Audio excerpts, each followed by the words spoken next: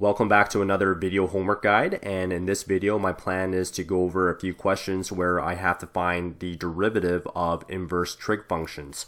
Now for most of the examples in this video, my plan is to use the formulas on the right hand side, and I'll be referring back to that in order to find the derivative of some of these inverse trig functions. And most of these you can definitely find on your formula sheets as well.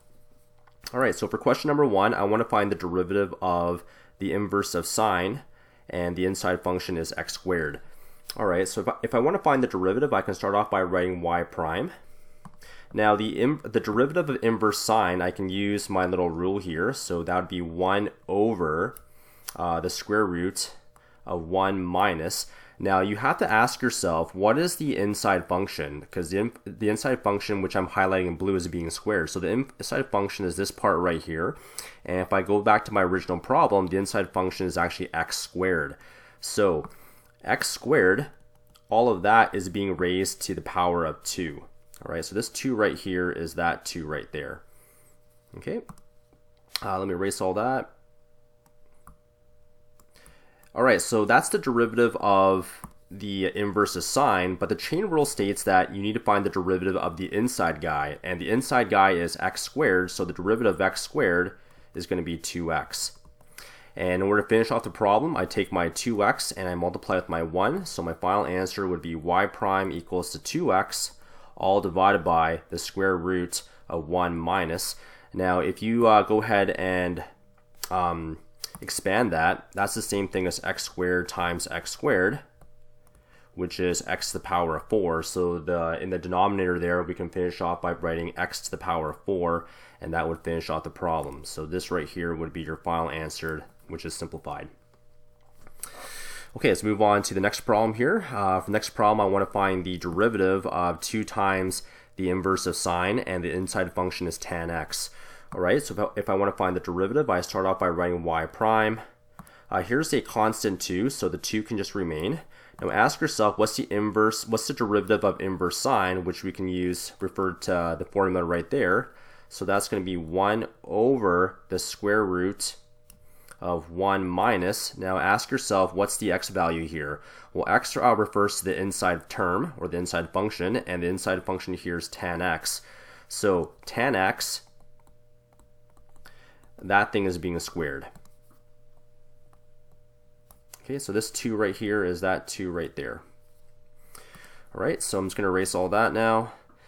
Alright, so now for in order for us to finish off the derivative, the chain rule states that you need to find the derivative of tan x, which is the inside function. This whole thing right here in yellow, that's the derivative of sine inverse, and this part right here, the tan x, that's the chain rule, right? So we can't forget the chain rule when we're doing these problems. And the derivative of tan x is secant squared x. So that's that derivative right there. And in order to finish off this problem, I just take my 2, my 1, and the secant squared x, and I multiply that out. So that's going to be y prime equals to 2 times secant squared x, all divided by the square root of 1 minus. Now you can write this answer, you can write the tan x all being squared inside brackets with the power 2. That's also correct. And if you wanted to just rewrite it one last time, this is not really necessary, but for reference, tan x all to the power 2 is the same thing as 1 minus tan squared x. So these things here, which I'm highlighting in green now, this part here and that part right there are the same thing. Okay, let's move on to the next one here. The next one is y equals the inverse of tan of 3x. Okay, so ask yourself, what is the derivative of inverse of tan? Well, the derivative of inverse of tan is over here. So y prime equals to 1 over 1 plus. Now ask yourself, what is the inside guy this time? Well, the inside guy, which I'm highlighting in blue, is 3x. So this will be 3x all to the power of 2. So this 2 right here is that guy right there. Alright, so that right there was the derivative of inverse tan, and just like all the previous problems, we can't forget about the chain rule. The derivative of 3x is going to be just 3. Whoops. So the derivative of 3x is 3, and that completes the chain rule. And the last thing we have to do is we just take our numerator 1 and the 3 there, and we multiply that out. So the final answer would be 3 over 1 plus, and this part right here, 3x times 3x is going to be 9x to the power 2. So that right there is your derivative expression for that particular problem. Okay, let's move on to the next one here, another inverse tan problem here. Over here I see that there's a 4 here, so I'm probably going to have to use the power rule to start. So let's go right ahead. So y prime equals, now right here I have a constant, so constants can remain. And then I can use the power rule here, so if I bring the 4 down, it would look like this now. Tan inverse 1 bracket 2x, close the bracket, close that square bracket. And now this 4, I need to subtract 1, so that becomes a 3. And then we have to use the chain rule and take the derivative of the inside guy. Now the derivative of inverse tan we just did in the previous problem, but it's going to be that rule right there, so it'll be 1 over 1 plus. Now ask yourself, what's the inside function? Well, the inside function here is just 2x, so 2x is now being all squared to the power 2. So that 2 right there is that guy right there. Okay, so that part right there, I know there's a lot of colors here. Let me just erase all this. So this part right here, this yellow part right here, that's the derivative of the inverse tan. The chain rule states that I need to find the derivative of the inside guy. So the derivative of 2x, just to kind of finish out the problem, is going to be 2. So that right there is the chain rule. Alright, now all we have to do now is just clean this up, and then we've finished off the problem here. And in order to clean this up, I need to take a look at, let me use some blue marker here, this 2, this 4, and that negative 1/2. So those blue numbers there, we need to multiply those guys out. So y prime, okay, well what's 4 times negative half? Well, that's negative 2. And if I take my negative 2 and if I multiply it with this 2 over here, that gives me negative 4. So I'll erase that and write down negative 4.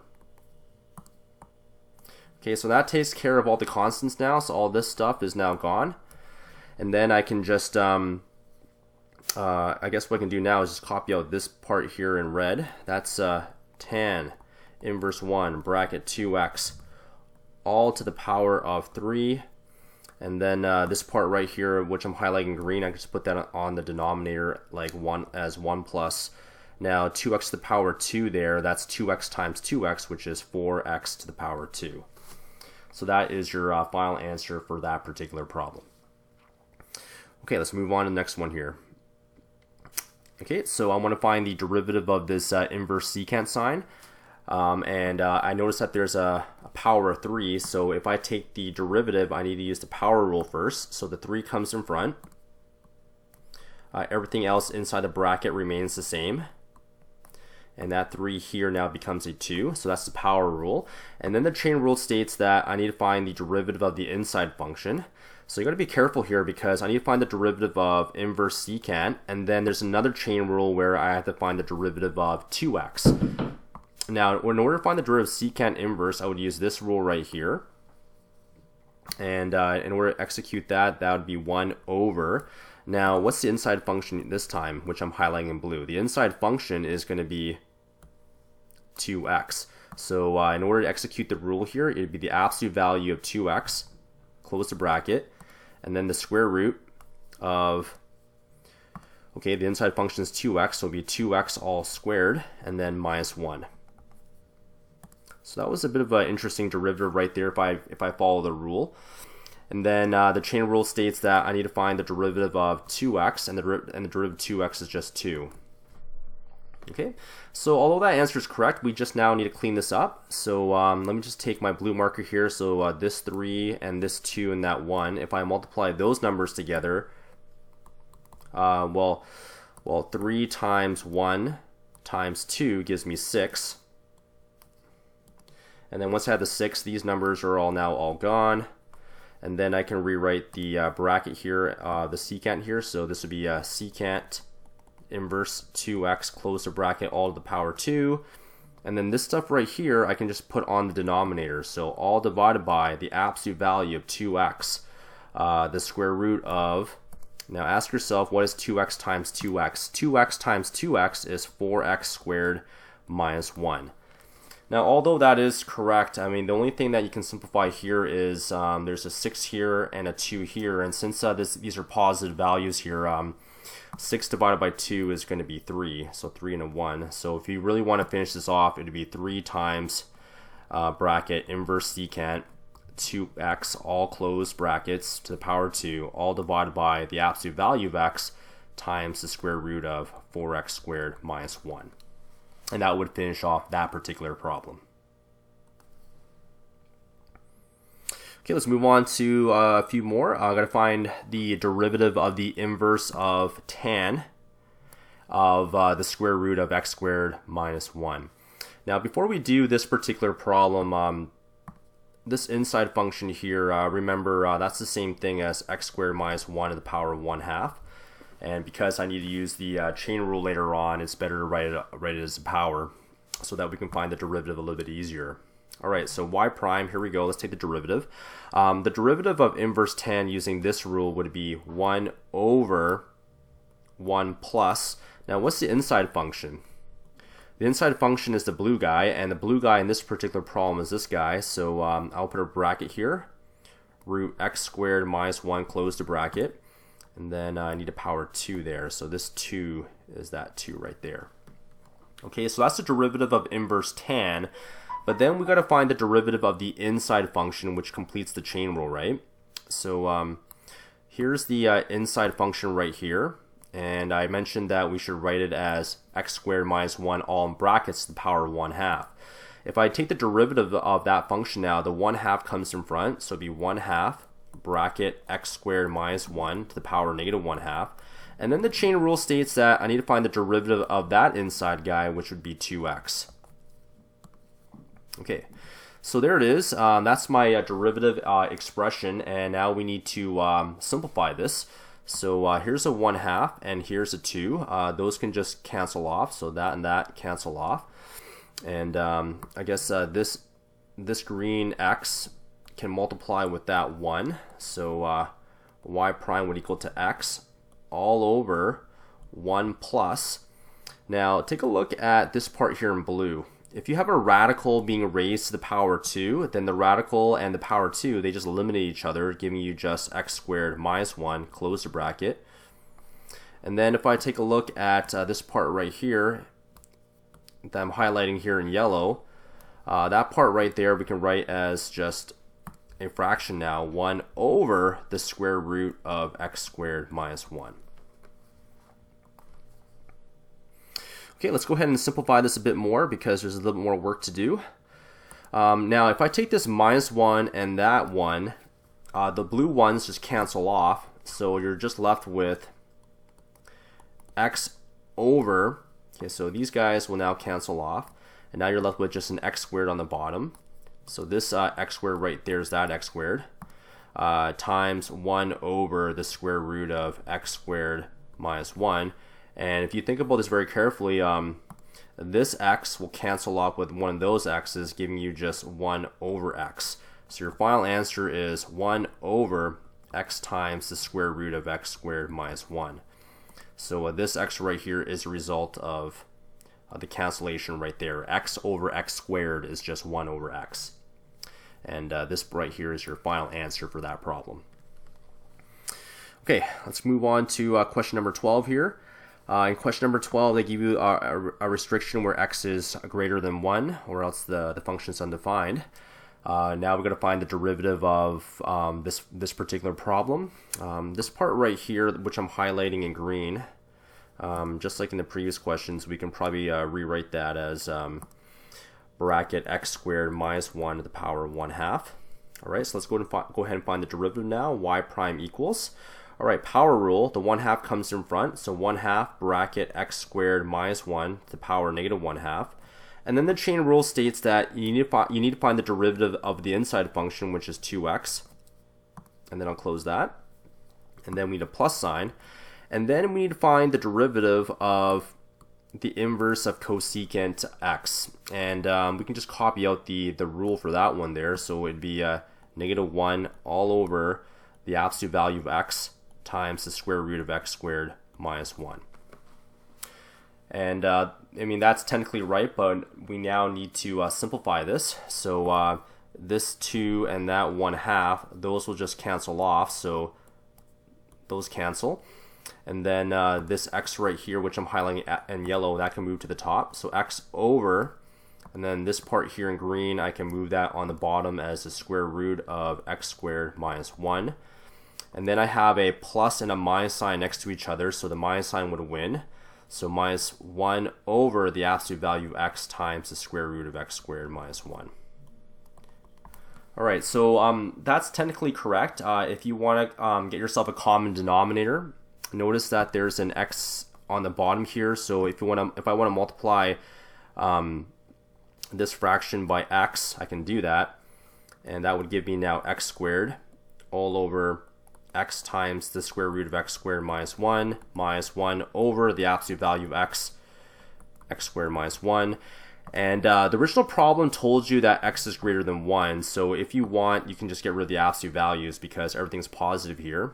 And now the denominators are absolutely the same. And now you can combine the tops as x squared minus 1 divided by x times the square root of x squared minus 1. And this would be my final answer for that particular problem. Now, some final questions that we have to finish off this video is, we have questions where we actually have to find the value of the slope of the tangent line to each curve. Now, for these particular problems, we're not finding the equation of the tangent line, we're just finding the derivative value. What is the slope if we were to draw a tangent line? So instead of writing out the equation, we just need to find the derivative value. And for this particular problem, I need to find the derivative value when x equals to 0. Okay, so let's go ahead and write out the derivative now. So here's a 4. So using the power rule, the 4 would come on front. Bracket, cos inverse x, close bracket, to the power of 3. And then the chain rule states that I need to find the derivative of the inside guy. And the derivative of inverse cos, well, it's over here on the right-hand side. There's no surprises here. We can actually just write out the actual rule here, the actual definition of the derivative of inverse cos. All right, so that's your derivative right there. And then all we have to do now is we need to find the derivative when x equals to 0, right? So what's the derivative value when x equals to 0? All right, so in order to do that, I would now write y prime of 0. So this 0 goes there. And what we're going to do now is anytime we see an x, we're going to replace all the x's with 0. So here's an x here, sorry. So here's an x here and here. Those x's will now become 0s.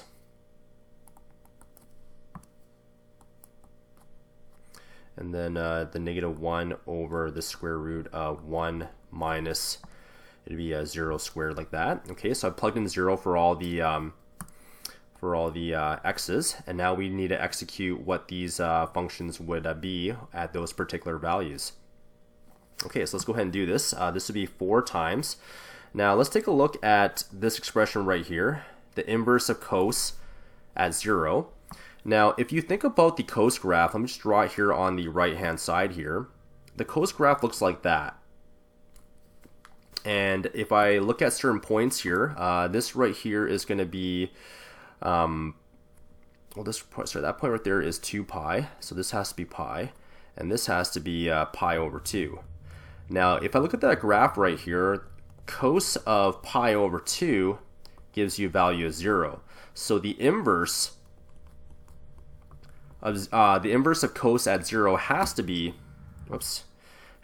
pi over 2.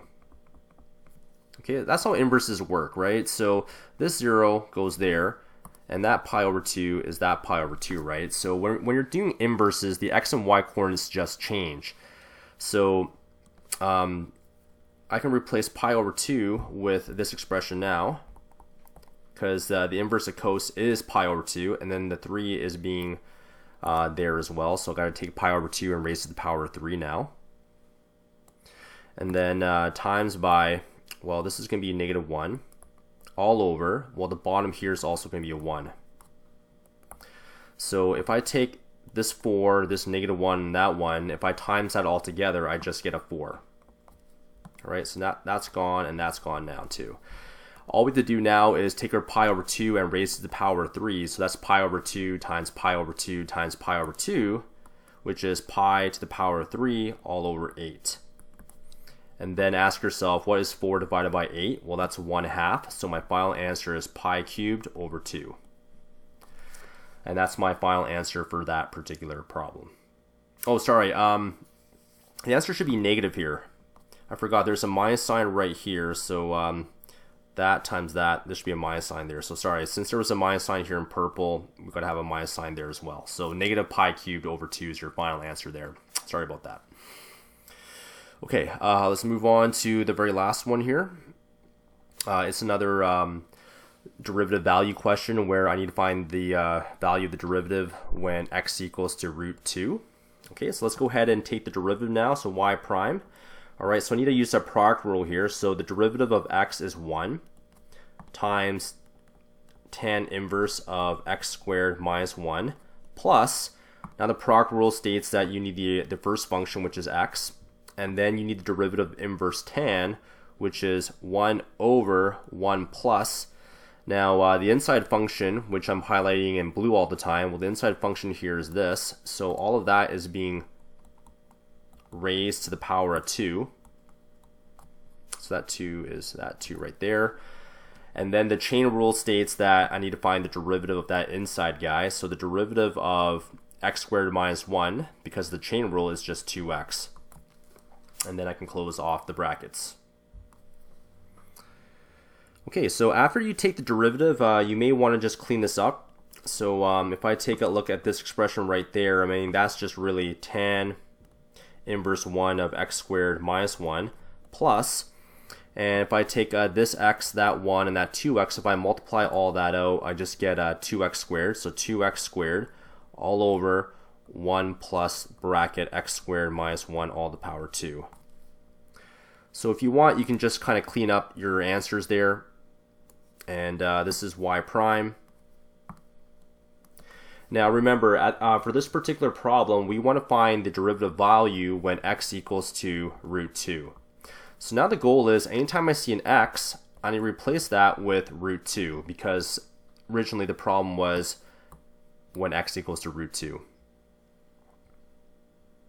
Okay, so let's do that. So it'd be y prime of, I'll put this in red now, root 2, close the bracket, equals to tan inverse 1 bracket, okay, so root 2 all squared minus 1, close the bracket, plus 2, and then this, I need a root 2 here, all to the power 2 divided by 1 plus bracket root 2 squared minus 1, close bracket, all to the power 2. Okay, so now we need to just simplify this. So a little bit more work to do here. And okay, so this part here in yellow, root 2 all to the power 2, well, that's just going to be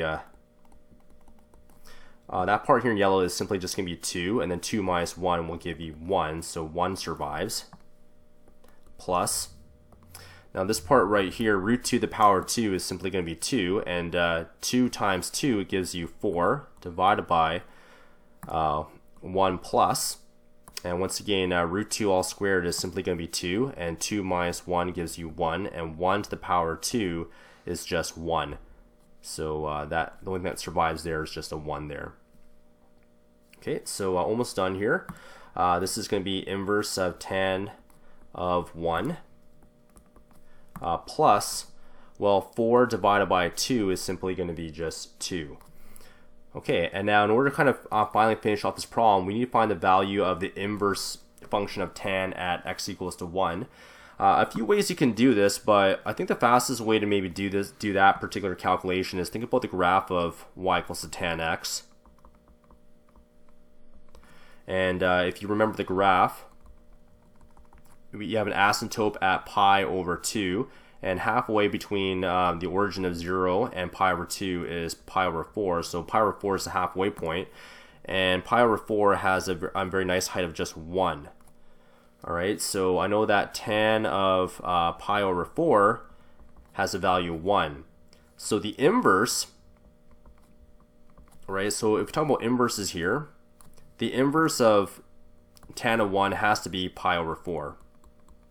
So pi over 4 is that expression right there. So my final answer is pi over 4 plus 2. Sorry, let me just rewrite that one more time. Pi over 4 plus 2. That's your final answer for that particular problem. Okay, so that concludes this video, and we'll see you next time.